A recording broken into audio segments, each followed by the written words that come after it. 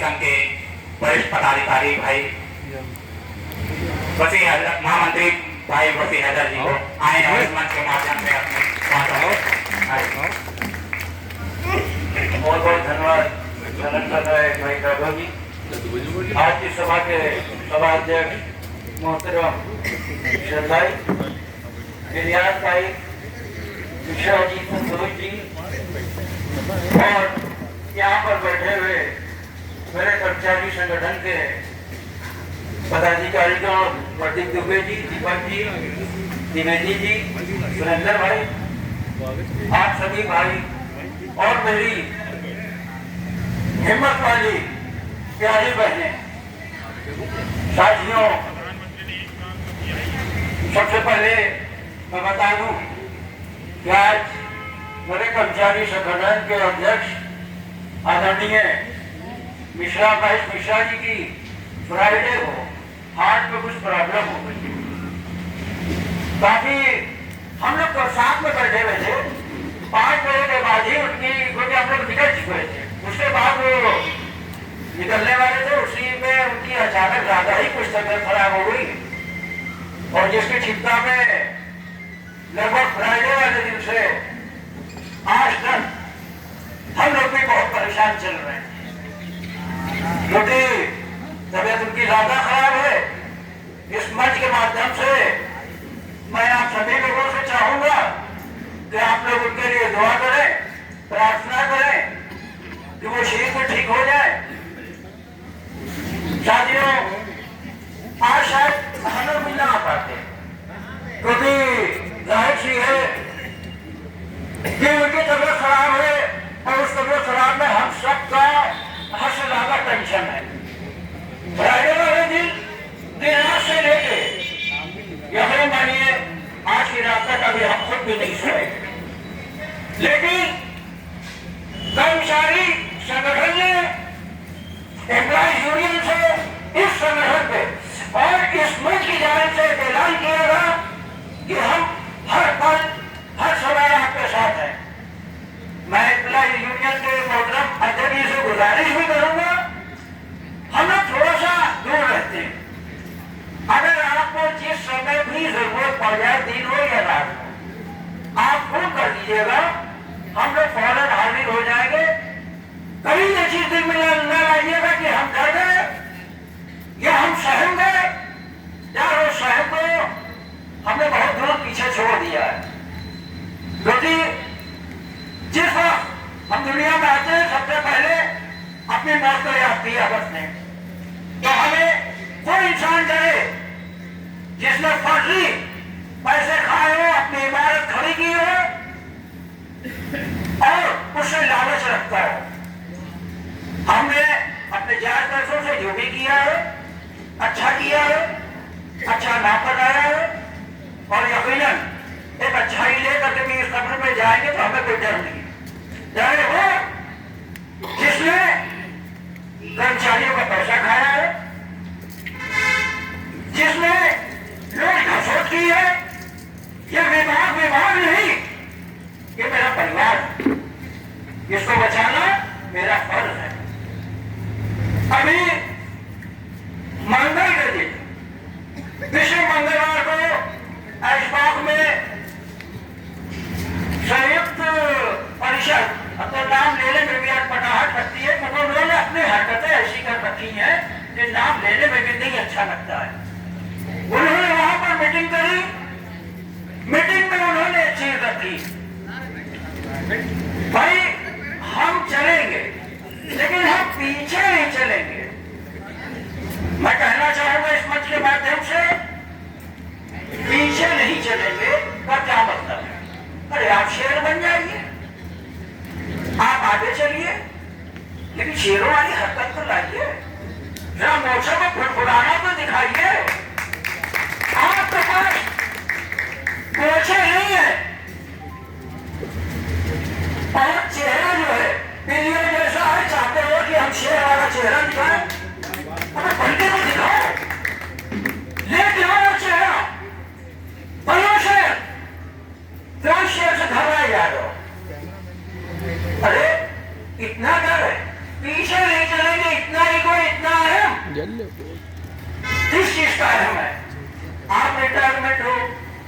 आपके साथी रिटायरमेंट उनकी रिकॉर्ड हो गई। आपके 4-6 नए लोगों को देखो कितना बना है? रखा है, आप उनको यह देखो बना के उसके ऊपर नेतागिरी कर रहे हो, आप चाहे शेर बन जाए। अरे हम लोग भी तो है साथियों, जब मुसीबत आती है तो उसमें परिवार का कोई ये नहीं सोचता हम पीछे नहीं चलेंगे, हम आगे नहीं चलेंगे, वहां सब एक कंधे से कंधा मिला के चलेंगे और यहीं से मेरी एकता बनती है। अभी जब जब छात्र लेवल का मंच लगा आपने देखा होगा, जब उन्होंने देखा कि मंच पे अब इन लोग कुछ हासिल कर लेंगे अपनी ताकत से, कोई ना कोई वारदात पैदा की गई, छिटपुट घटनाएं पैदा की गई और यही छिटपुट घटनाएं इसलिए पैदा की जाती है कि इनके कहीं न कहीं से इनकी एकता टूटे, इनके दिमाग को इनकी सोच को डाइवर्ट करे, कभी कहीं FIR करा दो, कोई झूठी कंप्लेन करा दो, बस यही है। और हैरत की बात तो ये जो हकीकत की कंप्लेन होती है उस पर कभी कोई कार्रवाई नहीं होती और झूठी कंप्लेनों में इतनी तेज कार्रवाई की जाती है। धिक्कार है ऐसे मैनेजमेंट पे जो ये हरकत करता है। साथियों बहुत सी बातें हैं लेकिन टाइम थोड़ा कम रहता है। अभी एक जिंदगी एकता को कैसे तोड़ा जाता है उसका एक साक्ष्य आप लोगों को भी दिखाना चाहता हूँ। मेमोरी भी है, घंटे भर से चला है। जिस वक्त घंटे पंजाबी संगठन ने मुहिम उठाया कि हम एकता को लाएंगे, सबसे मिलेंगे और ये बात आगे बढ़ाएंगे, उसी वक्त भाई अजमेर की दूसरी 36 मिनट यूनियन से कहा गया, संतोष जी से भी रिटायर भाई, वो रिटायर का मतलब कुछ और पहले जा रहे थे दिल्ली यूनियन, लेकिन वो फौरन उछल के आ गए। अब आप बहुत दिनों पे हाथ रख के बात सोचिएगा और बहुत गौर से सुनिएगा, जो मतलब इस कड़ी से जिस बात से हम एक नया मोड़ लेके भी आने वाले, वो आगे मेरे यूनियन भवन में यकीन मानिए पूरी इज्जत दी मैंने। आए अध्यक्ष महामंत्री की 2 सीटें रखी गई थी, बीच में एक सीट भी रखी गई, उस पर भाई उनके रिटायर्ड अध्यक्ष जी आकर के बैठ गए, उनके महासचिव पीछे बैठ गए। थोड़ा सा एक बात पे कहेंगे कि जिसका दिल साफ होता है और जिसका ब्लड हकीकत में सही होता है तो बहुत सी बातों को सोच करके चलता है। मैंने उनको पूरी इज्जत दी। जब भी मेरे आदरणीय अध्यक्ष जी नाराज हो गए थे, उन्होंने कहा मसीह अपनी कुर्सी का मान और सम्मान रखना, लेकिन उसके बाद भी उनकी बात को नकारते हुए मैंने अपनी सीट के बराबर में एक सीट रखी और मैं उस सीट पर बैठ गया, क्योंकि नहीं अच्छा लगता कोई उम्र में बड़ा भी हो, ऋषि कुमार तिवारी जी, और लगभग जिसका मेरा उनका साथ काफी लंबा रहा है। यहाँ पे त्रिशेतु निगम में पहचाने जाते थे कि जब 2 आदमी निकलते थे तो लोग कहते थे कि दोनों आए कुछ ना कुछ करने वाले हैं। मैंने इस नाते उनको बैठाला, बात हो गई, पूरी इज्जत दी, वो चले गए। शाम को 5:30 बजे उन्होंने जल्दी से हमारे घबराहट पे एक लेटर भी निकाल लिया, जो कि मेरे पिछली बार मीटिंग में मेरे आदरणीय अध्यक्ष जी बता चुके थे कि उस लेटर पे उन्होंने बहुत जल्दी समझौता वादा कर दिया। तो मैंने उनसे कहा देखिए इतनी जल्दी ना कीजिए, क्योंकि आप जो शर्तें रख रहे हैं मुझको उसकी बात कर लेने दीजिए, उसके बाद ही हम आपको कर पाएंगे।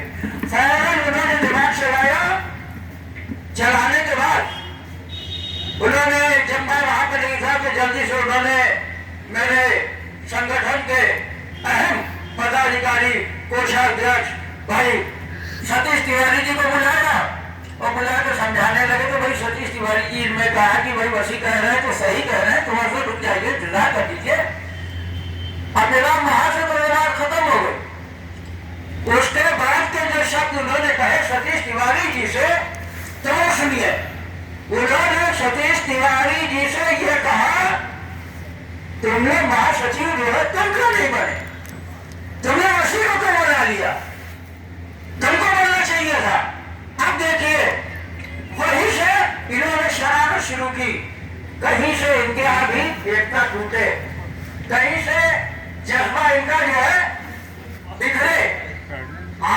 बताइए जलील इंसान, मैंने तुम्हें इज्जत से दिया, आज मैं इस मंच के माध्यम से भी जानता हूं, काश मेरे महासचिव की जगह वहां पर प्रदीप जी बैठे होते, दीपक जी बैठे होते, सतीश जी खुद भी क्यों न बैठते, और तुम्हें प्रदीप, बराबर प्रदीप, मैं पीछे भी न बैठाते। प्रदीप, लेकिन आपने अपनी औकात दिखाई, उसका नतीजा ये रहा कि अब मुझे उनकी शक्ल से भी नफरत है।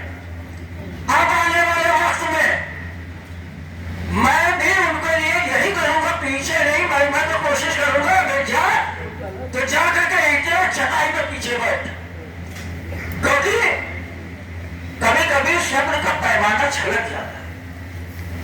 मैंने अपना ब्लड दिखाया, तुमने अपना डंडा बिल्लियों जैसा खून दिखाया। तुम्हारी आदत खाली चूहा और दूसरे की पतीलियों से दूध पीने की है, तुम पीते रहोगे और यूं ही खाली तुम हिलाते रहोगे और हम शेरों के साथ चल के अपनी मोश को फुरफुराते रहेंगे। आओ मैदान में, जिसके बल पर भूल रहे हो, जब भूलो देखेंगे। साथियों, तो बात यहाँ पे यही है कि किसी भी तरह मेरी एकता को तोड़ना है, इनका मकसद मेरी एकता को तोड़ देना है।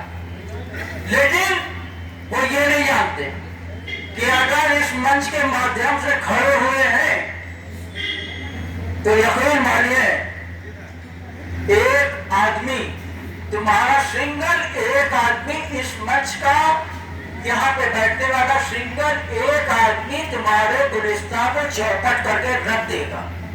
जैसा कि अभी मेरे संतोष तिवारी जी ने बात कही, अभी तो मैंने ये किया है, अगली बार मैं और भी कुछ कर दूंगा। भाइयों, एक बार जोरदार तालियां बजा दिए, क्योंकि यहाँ पर मेरे ऐशबाज इकाई के पूर्व के साथ पसीने का चुने हैं और जाहिर सी बात है कि कभी कभी घबराहट होने लगती है। अगर इस कार्यक्रम को आगे बढ़ाएंगे, पैसा कहाँ से लाएंगे? ये फर्जी FIR और पुलिस थाना, इसके लिए क्या करेंगे भाई? सैलरी है, घर परिवार चलाना है, किसी अधिकारियों की तरह नंबर दोगे तो पैसा आना नहीं है, तो आखिर कौन मेरी मदद करेगा? मेरी हम सबकी मदद के लिए मेरे अकाउंट साकिब साहब आ चुके हैं, अकाउंटेंट साहब, एक जबरदस्त ताली किसी को मिला दी।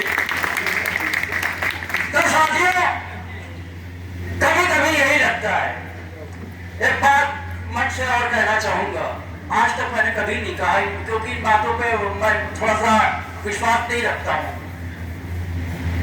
अगर किसी भी धर्म और मजहब की राह बना करके तुम गंदगी के रास्ते पर चलोगे तो यकीन मानो 50, 55, 58 की उम्र तक आ चुके हो, तुम्हारा अंजाम भी बहुत बुरा हो जाएगा। इंसानियत समझिए शर्मसार होती है किसी भी मजहब, किसी भी धर्म के बारे में कहने के लिए। अरे तुम क्या जानो, क्या बताओ, तुम इतनी पूजा करते हो, ये नाटक फैलाते हो, क्या पता तुम्हारी पूजा ना कबूल होती हो। दूसरे मजहब जो कि तुमने उसको बदनाम कर रखा है, क्या पता वो एक शब्द मुझसे कहने को पूरी हो जाए, ऊपर वाला भी देख रहा है। अरे राजनीति के लिए मजहब धर्म को लाना निहायत ही गंदी बात है। यही चीज सामने आ गई है, लेकिन हमें फख्र है अपने अपने साथियों पे। बहुत गेम खेला था, जो चीज आज यहाँ चल रही है अब नहीं अच्छा लगता, बार बार कह रहा हूं कि कहने में, वो मुस्लिम है, वो ईसाई है, वो सिख है, यही चीज मेरे साथ हुआ है। 30 साल 35 साल जो दोस्ती थी उसमें भी यही आ करके काम किया गया।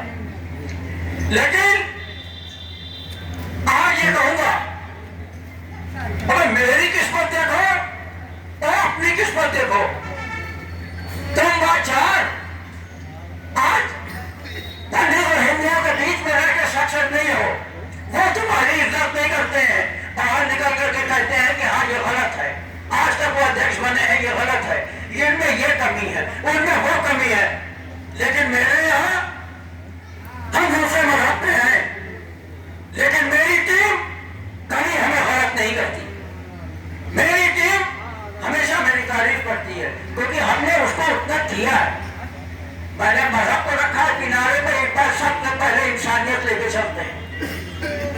यहाँ तक कि कई बार ये बात हुई है कि मंगल का दिन ऋषभ भाई ने क्यों चुना, तो यही तो बात साबित हुई जा रही है। ये वो भी नहीं रखते मंगल का दिन, वो जुमे का दिन रख लेते हैं, लेकिन नहीं रखा। कहीं ना कहीं से ऊपर वाले ने इनके दिल में एक इंसानियत का जज्बा दिया है। मैं अपने यहाँ दिवाली की पूजा कराता हूँ खुलेआम। मेरे यहाँ मेरे भाई उपाध्यक्ष दीपक जी भी बैठे हैं, खासतौर पर पंडित भी है, प्रदीप जी भी बैठे हैं, पंडित है। लेकिन आज कहना चाहूंगा कि क्या कभी मैंने इन लोगों से पूछा कि पूजा में क्या क्या सामग्री लगती है? अगर पूछा होगा ये खड़े होकर आज मैं चयनित कर रहा हूं ये बता दे, क्यों नहीं पूछा? क्योंकि मुझे खुद एक एक चीज याद रहती। मैंने कभी नहीं पूछा, बिल्कुल खुले दिल से करते हैं। तो साथियों, कहीं ना कहीं पे इस गंदगी से भी बाहर आना पड़ेगा। ये अपनी फितरत अपनी हरकत दिखाया करते हैं। कभी ये हिंदू मुस्लिम के बेस पर लड़ाएंगे, हमारी ताकत को तोड़ना चाहेंगे, कभी ये छिटपुट की वारदातें करेंगे। तो हमें इनकी वारदातों को पीछे करते हुए आगे बढ़ना है, क्योंकि ये हरकतें बता रही हैं कि तुम टूट रहे हो, तुम टूटे हो। आपने देखा होगा जब कभी कोई हारने लगता है, दो की लड़ाई हो रही होती है, जो हारता है वो सबसे ज्यादा गालियां बकता है, सबसे ज्यादा उछल उछल के गालियां बकता है, क्योंकि उसे मालूम है जब वो जीत नहीं पा रहा है, हाथ पैर नहीं चला पा रहा है, तो ये कुछ नहीं, जो गालियों से ही क्यों शोर मचा, ताकि लोग ये समझे कि नहीं तो बहुत ताकत है। तो बस इनकी सिर्फ यही ताकत रह गई है। और मैं फिर कह रहा हूं, हकीकत है कि अगर अपने पे आ जाएंगे तो तुम नहीं झेल पाओगे, फिर नाचते रहोगे, कूदते रहोगे, कुछ भी करोगे, तुम झेल नहीं पाओगे, क्योंकि बिखरे हुए शेर को बड़े बड़े काबू में नहीं कर पाते। तो बस मैं इतना कहूंगा, अभी भी समय है, वक्त है, सुधर जाओ। जो इतना उत्तेजित कर रहे हो कि कहीं अगर दायरे को छोड़ के बाहर निकल आएंगे तो तुम्हारे लिए परेशानी बन जाएगी। अभी जैसे कि मेरे दीपक जी ने कहा कि इनकी जो भी अधिकारीगण है उस टाइप पे जो चोर है, मतलब मैं सबको नहीं कहता हूं, कुछ ठीक भी है और कुछ हद से ज्यादा डकैत। आज तिलमिलाहट इन्हीं बातों की लगी हुई है कि यार ये सब हो रहा है, क्यों ना ये पूरा इल्जाम छोटे से मरकज पे रख दो।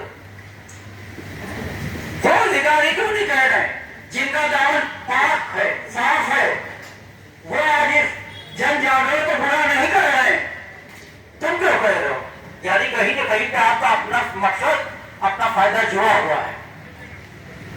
जोड़े रहो, कब तक जोड़े रहोगे? अब तो सच्चाई धीरे धीरे सामने आ रही है।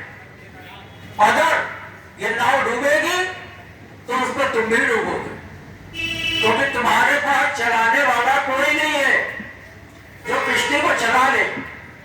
यहाँ पे चलाने वाले हैं, हम तो अपनी मेहनत की कोशिश कर लेंगे, हाथ पर चला लेंगे, भाई ईश्वर भाई चलाएंगे, मेरे अध्यक्ष जी चलाएंगे, हम चलाएंगे, आप लोग चलाओगे। लेकिन आप सोचो, आपने तो हमेशा एक बैग भी पकड़ने की हाथ में ताकत नहीं रही है। आपने हमेशा चाहा कि कोई बैग पकड़े जब हम खड़े हो, तो आप अपने बारे में सोचो, मेरे सोचो। साथियों, इसी के साथ मैं अपनी वाणी को समाप्त करना चाहूंगा और मैंने बिल्कुल नारा लगवाएंगे और ऐसा लगवाएंगे कि शायद क्योंकि इन्हीं नारों की वजह से मेरे अध्यक्ष जी बेचारे बहुत गड़बड़ जाता है। मैं यही चाहूंगा कि अगली बार जब शेर की वो ठीक होकर के आए तो खासतौर पर उनके नारों को रोका जाए, क्योंकि जज्बात में आकर के वो नारे लगाए जाते हैं।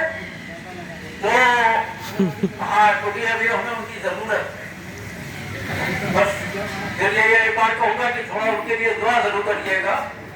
फिलहाल वो गए हैं वेदांता, अभी हम लोग उनकी खैरियत के लिए पहुंचेंगे, तो यही दुआ करेंगे कि वो जल्द से जल्द ठीक हो जाए।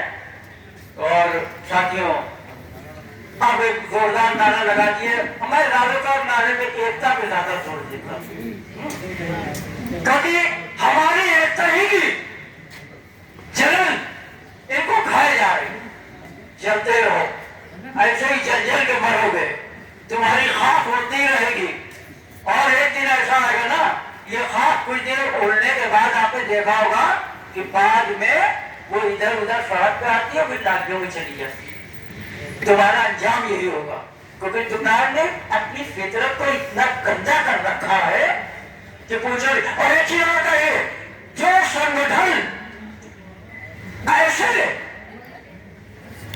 चोर और मक्कार है, उनके लिए मैं ये कहना चाहूंगा कि अभी भी वक्त है, देख लो, समझ लो, बार बार कह चुके हैं, थक चुके हैं, अब नहीं कहेंगे। अब एक दिन वो आ जाएगा, तुम हमें देखोगे और हमसे कहोगे भैया छोड़ दो, लेकिन तब हम नहीं छोड़ेंगे। साथियों, थोड़ा सा चेहरे को सीरियस करिए, संजीदा बनाइए। कभी कभी एक शब्द दिखाए लोग मुस्कुरा देते हैं, तो मुस्कुराइए नहीं, क्योंकि ये वक्त मुस्कुराने के लिए आंखों में चिराग और अंगारे का है। तो